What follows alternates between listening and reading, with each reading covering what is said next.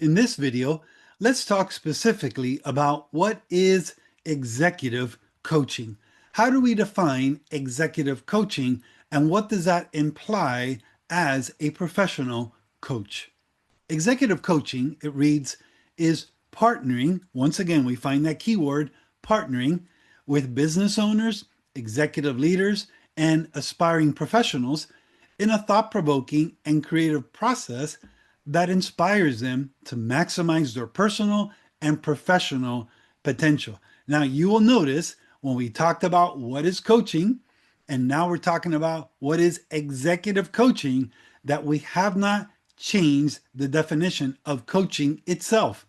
You are still partnering with your clients in executive coaching, in life coaching, in marriage coaching. It doesn't matter what type of coaching you do, you are partnering with your clients to maximize their personal and professional potential. This is at the heart of this masterclass and the Certified Executive Coach program. Once you understand that we begin with becoming a certified executive coach and we begin with coaching, we have a strong foundation of what coaching is. We understand what coaching is not. And then as we actually coach people, we remind the client of what coaching is and what coaching is not. Particularly with executive coaching, we're focusing more on industries and leaders and teams and professionals. That's really the main difference. Here's something that you might find a little comical and interesting. The one question every executive coach must ask their clients is the following. Here we go. What hat do you want me to wear? And I really want to stop here for just a minute because this is an important question. And this is a simple metaphor that I came up with when I was teaching my coaching cohort and preparing the self-study videos. I came up with this on my own because it really made me laugh. And I've worked in different jobs over the years. I worked in construction for a time. I worked in a warehouse. I drove trucks. I was in management positions, executive positions, and really there's a difference. Each one of those was very, very different. So as an executive coach, if you want to start something on your own or even within your company or organization, it says, what hat do you want me to wear? Consultant, advisor, trainer, or coach? So let me park here for just a minute and explain what I mean.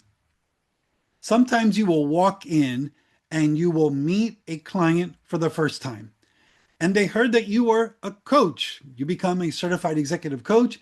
And they said, hey, I heard that, Sam, you are an excellent coach, and I want coaching for my business. Okay, so you sit down with Sam, and he explains to you all the problems that he's having with his business. Operational, profit margins. He's talking to you about P&L. He's talking to you about his team, and he's telling you all of these things. And then he says to you, I want you to give me a plan on how to increase production, increase revenue, and reduce costs by 10% across the board. And I want us to meet again on Friday. Well, right away, you're going to pick up from one of our last videos, what this business owner, what this executive is looking for is not coaching. They're not looking for a coach at all. So what you would need to do is, first of all, explain to them, this is what coaching is, and this is what coaching is not. If you want me to be a consultant for you, you can hire me as a consultant because this is what you're asking me to do. But coaching is different. And then you would explain to him, coaching is a partnership between you and I. We collaborate together. We walk through things together, challenges, issues based on the goals that you have. And then we maximize your professional and personal potential. And we do that with you individually. We can do group coaching with your team, but coaching is not me telling you what to do. It's not me giving you advice. It's not me saying this is the best way. That is not coaching. Here's where there's a lot of confusion in the marketplace. And that's why this masterclass is really so important. Because if you approach a client and they think they want coaching, and you understand what they're asking you, and you clarify, is this what you want from me? Then you simply explain to them, well, we can start with consulting, and then we can do some training, and then afterwards we can do some coaching. But what you're looking for is a consultant or an advisor. You're not looking for a coach. And depending on what hat they want you to wear, they may want you to wear a trainer hat and train their people, and that's fine. They may want you to wear a consultant hat and consult them on these issues, and that's okay. They may want you to be an advisor, someone they can just pick up the phone and ask for your feedback and advice. That's fine too. But coaching, executive coaching, is different. But the key to all this is we have to let our clients know what coaching is, what coaching is not, what executive coaching is, and what executive coaching is not. And if they want something different and you have the experience to be a consultant and serve them in that way, not a problem. Just let them know, I'm going to put on my consultant hat. And in this process, if I believe that coaching can serve you, we'll have a conversation, and then I'll explain to you again what coaching is and how it can help in the implementation of some of the things that we are talking about. There's a tremendous amount of confusion, as I said before today, about the role of executive coaches. And now you can see why. Because the client is asking for one thing and you are thinking of something else. And in their mind, well, coaches do all of these things. It says, as an executive coach, your charge is to help clients make a clear distinction between coaching and all other professions. That's part of my job. That's part of our job as we become certified executive coaches. We have to clarify what coaching is and what it is not, what executive coaching is and what it is not. We have to do that because of integrity, but we also have to do that to help our clients understand. Notice, you're not a consultant when you become a certified executive coach or a marriage coach or a life coach. You're a coach. You're not an advisor when you become a certified executive coach. You're a coach. You're not a trainer when you become a certified executive coach. You are a coach. That's really, really important. And within your experience, if you have experience consulting or advising, and if you want to add that to your portfolio of services, that's totally fine. Your main responsibility is to make clear to your client and to your clients what coaching is, what executive coaching is, and what it is not. Maybe this will help you a little bit. Here we go. Here's a look at the common progression executive coaches follow when working with business owners, executive leaders, and directors. This aligns with my personal experience providing service to corporate clients. So I'm going to give you a snapshot into how this evolves. Oftentimes, when you meet someone and they say, hey, you need to call Carolyn, she can help you with your business. And they call Carolyn and you go and you meet with the senior leader. And then here's typically how a progression works with coaching and people's understanding of executive coaches. Observation. Here it is. Observation can spark feedback. So they ask you to come in and they say, hey, Carolyn, I would love for you to just walk around our warehouse, walk around the offices, interview people, spend a day interviewing, asking questions, make observations. Okay, observation can spark feedback. So you meet again with the senior executive, you give them feedback on what you've discovered what you learned along the way. This feedback, which in turn can become the basis for advice. And then at that point, they say, Carolyn, okay, give me your advice. What should we do? What should we do now? What do we need to change? Here's what I'm asking you to tell us. Now you see the progression from observation to feedback to advice. The advice can lead to a deeper consulting engagement. Now they like your advice, they enjoy the observations they're hearing, they're intrigued about how you have seen things and you've made these key observations that maybe they hadn't made or they've overlooked for a while, and they want to take this to the next level. So it says the advice can lead to a deep or consulting engagement, and specific skills identified during that process can be addressed through training. Maybe, Carolyn, you discovered, well, there's a real lack of communication here. And what you need is communication training. So you can see how this gets a little muddy, right? You start with observation, then feedback and advice, and then consulting, and now it's training. Nothing wrong with any of this. This is perfectly fine, and this happens all the time. But notice the part here below. Finally, personalized coaching can help organizations and individuals to do what? To apply what they've learned and achieve long-term success. So you've observed, you've given feedback, you gave some advice, you entered into a consulting slash training engagement, and then at the end, you tell the senior executive, in order for this to really maximize its potential, I'm going to suggest to you 6 months of coaching. I meet with your team in person. We meet virtually twice a month. We continue to talk about the principles. We have coaching to maximize our potential in the warehouse, maximize our potential with our clients. And this is how it often flows with executives as they get into coaching. But what I want you to notice in all this is they may ask for coaching initially. They may perceive that coaching is all of this, but it is not.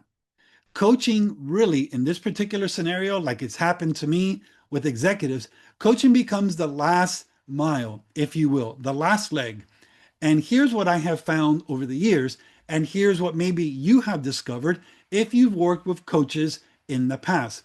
If you do all the consulting, deliver all the deliverables, you give them advice, you give feedback and all the observation, and you do the training, but they don't integrate coaching into the follow-up and long-term goals, it falls flat. Observation is not enough. Feedback is not enough. Giving them advice is not enough. Consulting is often not enough. Training is often not enough. And I love training, but it is often not enough. Why? Because coaching is what gets individuals and teams and organizations from where they are to where they want to be. That's the reality. That's why when companies integrate coaches, when organizations integrate coaches, 50% more productivity, more efficiency, more results, greater ROI. That's why this is so important.